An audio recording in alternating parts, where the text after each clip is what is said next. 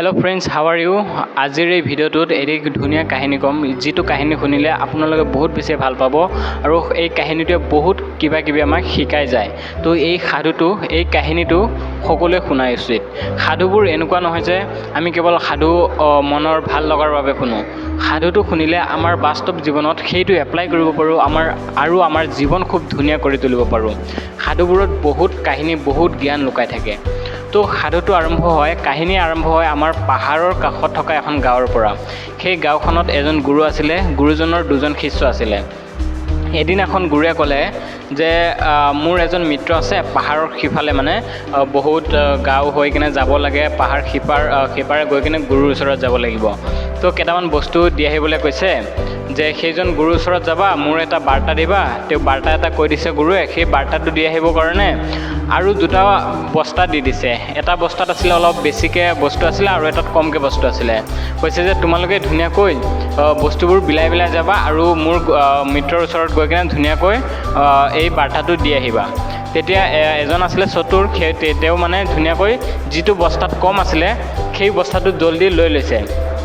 সেই বস্তাটো লৈছে যে ইমান দূৰ যাব লাগিব, তো যাওঁতে বহুত বেছি ভাগৰ লাগি যাব।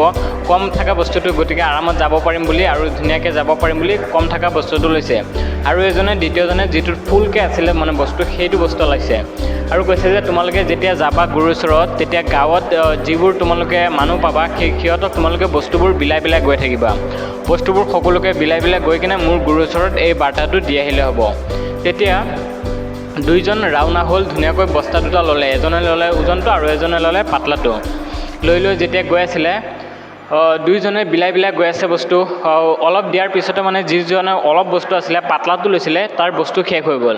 আৰু তেওঁ গুৰুৱে কৈ দিছিলে যে তোমাৰতো অলপ বস্তু আছে, এইখিনি দিয়াৰ পিছত শেষ হৈ যাব। তুমি যিবোৰ ভাল বস্তু পোৱা, তুমি সেইবোৰ যিবোৰ তোমাৰ ভাল লাগে আৰু যিবোৰ মূল্যৱান হয়, সেই বস্তুবোৰ তুমি বস্তাটোত ভৰাই কিনে মোৰ কাৰণে লৈ আহিবা। তাৰপিছত হ'ব বুলি কৈ দুয়োজনে গ'লে। আৰু যিজনৰ বস্তা ফুল আছিলে তেওঁ দি গৈ আছে আৰু যাকে লগ পাইছে দুখীয়া মানুহক তেওঁলোকক দিছে আৰু দুখীয়া মানুহে আশীৰ্বাদ দিছে যে দীৰ্ঘজীৱী হোৱা, সুখী হোৱা, খুব ধুনীয়া, সকলোৱে ভাল পাইছে। আৰু দ্বিতীয়জনে ৰাস্তাত যি পাইছে সেইটোৱে মূল্যৱান হ'ব বুলি তাকে ভৰাই লৈছে। কিছুমান শিলগুটি ভৰাই লৈছে, অলপ আগত যোৱাৰ পিছত সোণ পৰি থকা দেখিছে, সেইবোৰো ভৰাই লৈছে। আৰু যি বস্তু দেখিছে আৰু সেইবোৰ বস্তা ভৰাই ফুল কৰি আছে। আৰু দ্বিতীয়জনে যিজনৰ বস্তা ফুল আছিলে সেই তেওঁ দি সকলোকে দি শেষ হৈ গ'ল। ফাইনেলি শেষ হৈ গ'ল তেওঁৰো, আৰু সকলোৱে তেওঁক ভাল পাইছে আৰু আশীৰ্বাদ দিছে ধুনীয়াকৈ। আৰু পিছত যেতিয়া গুৰুক বাৰ্তা দিয়াৰ পিছত দুয়োজনে যেতিয়া উভতি আহিব লৈছে, তেতিয়া দ্বিতীয়জনৰ মনত, যিজনে পাতলা বস্তা লৈ গৈছিলে আৰু গোটাই আনিব দিছিলে, তেওঁৰ মনত অহংকাৰ জন্মিছে যে আৰু লোভ আহি গৈছে যে ইমানবোৰ বস্তু আনিছোঁ, ইমানবোৰ মূল্যৱান সোণ ৰূপ আছে, সেইবোৰ লৈ মই গুৰুক কিয় দিম? গুৰুক দিয়াতকৈ মই ঘৰত লৈ যাম, মই ধুনীয়াকৈ আৰামত খাই বৈ থাকিব পাৰিম। তেতিয়া তেওঁ ধুনীয়াকৈ ঘৰৰ ফালে গ'লগৈ। আৰু যিজনে বস্তা খালী হৈ আহিছে, বস্তু লৈ গৈছিলে, বস্তু দিয়াৰ পিছত তেওঁ গুৰুৰ ওচৰত গৈছে। আৰু তেতিয়া গুৰুৱে সুধিছে যে তোমাৰ মিত্ৰজন ক'ত গ'ল? কৈছে যে তেওঁ ঘৰলৈ গৈছেগৈ, তেওঁৰ বোলে কিবা অসুবিধা আছে, বস্তুখিনি লৈ গৈছে।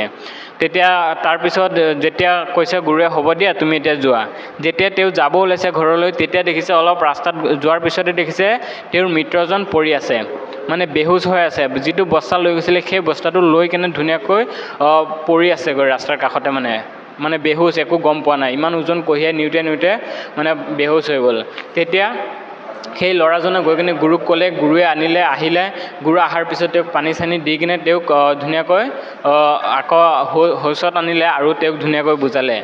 এই কাহিনীটোৰ পৰা আমি কি বুজিব পাৰোঁ যে আমাৰ জীৱনতো আমি যিমান ভৰাই লৈ থাকিম, আমি যিমান নিজকে এইটো মোৰ সেইটো মোৰ যিমান বস্তু নিজৰ কাৰণে লৈ থাকিম, সিমানে আমাৰ বোজাবোৰ বাঢ়ি গৈ থাকিব। আমাৰ সুখবোৰ, আমাৰ ধুনীয়া বস্তুবোৰ, আমাৰ যিমান সুখ আছে সেইবোৰ যদি মানুহৰ লগত শ্বেয়াৰ কৰোঁ, মানুহক যদি বিলাওঁ, মানুহৰ পৰা যদি আমি আনন্দ কৰোঁ, লাভ কৰোঁ, মানুহক যদি সহায় কৰোঁ, তাৰ পৰা আমি যি আনন্দ পাম, যি সুখ পাম, সেই সুখ আমাক কোনেও দিব নোৱাৰে এই পৃথিৱীত। আমি যিমানে নিজৰ লগতে লৈ গৈ থাকিবলৈ চেষ্টা কৰিম, নিজৰ কান্ধত লৈ ল'ম আৰু বোজা বেছি হৈ গৈ থাকিব, এদিন আমি এই দুনীয়াৰ পৰা যামগৈ আৰু বাকীবোৰ চব অন্ধকাৰ হৈ থাকিব।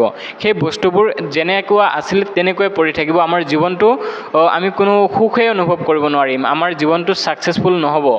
তো সেয়েহে যিমান পাৰোঁ মানুহক শ্বেয়াৰ কৰিব লাগে, আৰু যিমান পাৰা মানুহক বিলোৱা যদি আছে প্ৰথমতে নিজৰ কাৰণে আমি গঢ়িব লাগিব, তাৰপিছত মানুহক দিব লাগিব, মানুহক সহায় কৰিব লাগিব, আৰু নিজৰ অহংকাৰ, নিজৰ ক্ৰোধ, নিজৰ লোভ মোহ সেইবোৰ ত্যাগ কৰি কিনে এটি সুস্থ আৰু ভাল জীৱন, সফল জীৱন আমি গঢ়ি তুলিব লাগিব।